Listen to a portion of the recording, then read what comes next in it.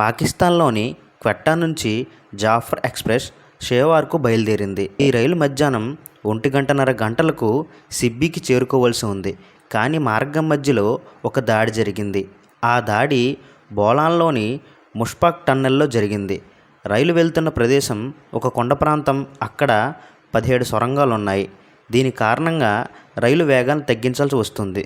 దీన్ని సద్వినియోగం చేసుకుని బలూచ్ లిబరేషన్ ఆర్మీ ముష్పాక్లోని సొరంగం 8ని పేల్చివేసింది.